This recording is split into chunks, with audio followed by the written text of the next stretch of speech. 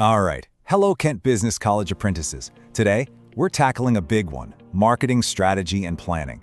But listen, forget everything you think you know about dusty textbooks and boring reports. We're going to reframe this whole thing. We're turning it from a chore into an epic quest.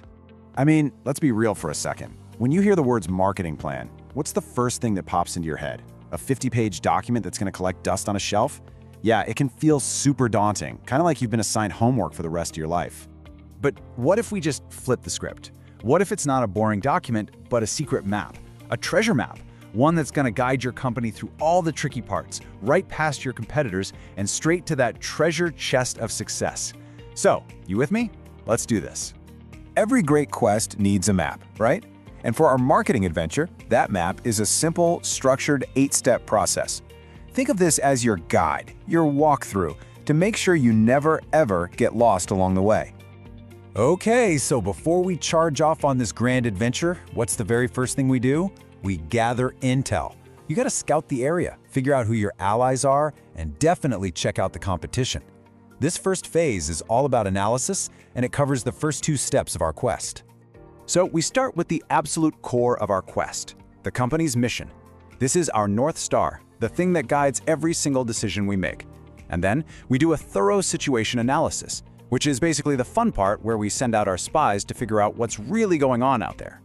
First things first. You have to be absolutely crystal clear on what the business as a whole is trying to do. This isn't just a marketing goal, it's the big overarching business goal. Is the main objective to hit 5 million in sales? Or maybe to launch some game-changing new product? Whatever it is, everything else we do has to support that ultimate goal. And this, right here, this is your adventurer's toolkit for scouting the terrain. You've got your classic SWOT analysis, which helps you figure out your internal strengths and weaknesses and all the external opportunities and threats.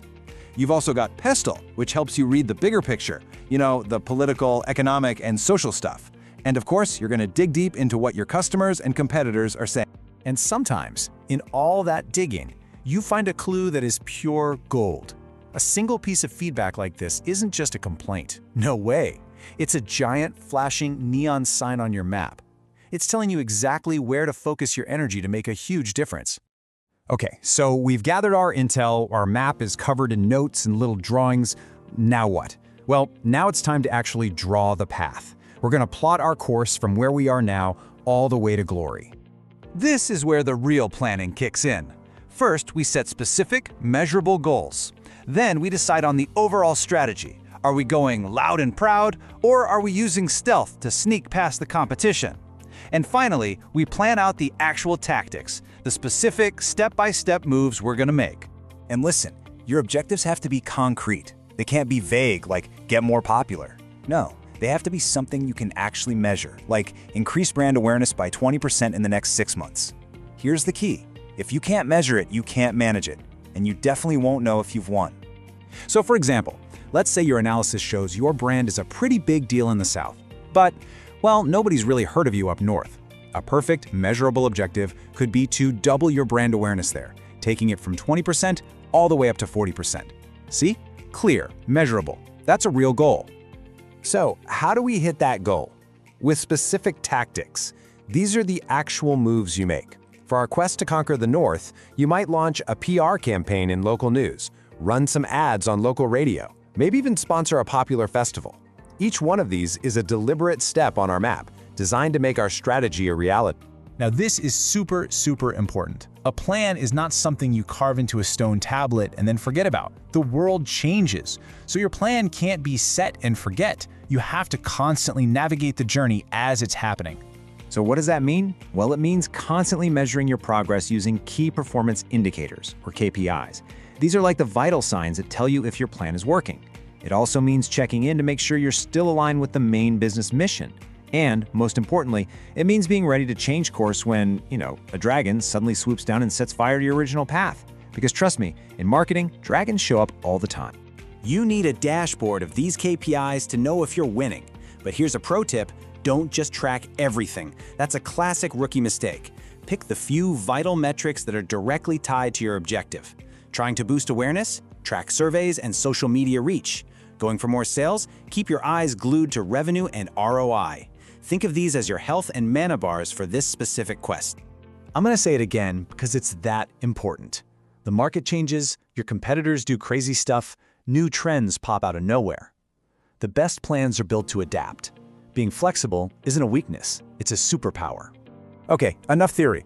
Let's look at a couple of legendary companies that have already completed their own epic quests. We can learn a ton by looking at the tales from their trails.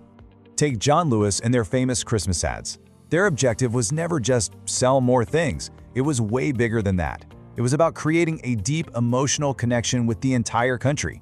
Their Monty to Penguin campaign was an absolute masterclass in storytelling that not only warmed millions of hearts, but also sold almost 50,000 penguin toys.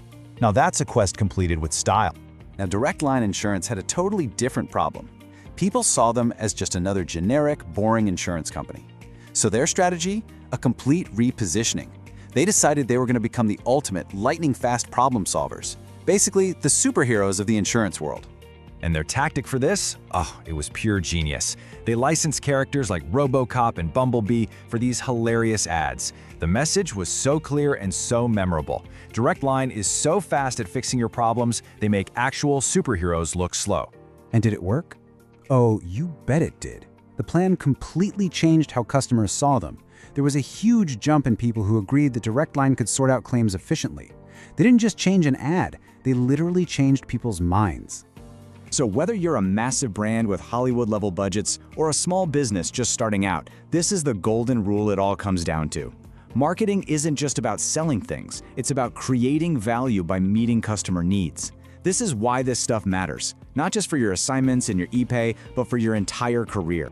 So, there you have it. You've got the 8-step map. You have the tools, you have the strategies, and you've heard the tales from legendary adventurers. You have the entire framework to build a seriously powerful marketing plan. So the only question left is, what's the first step on your quest?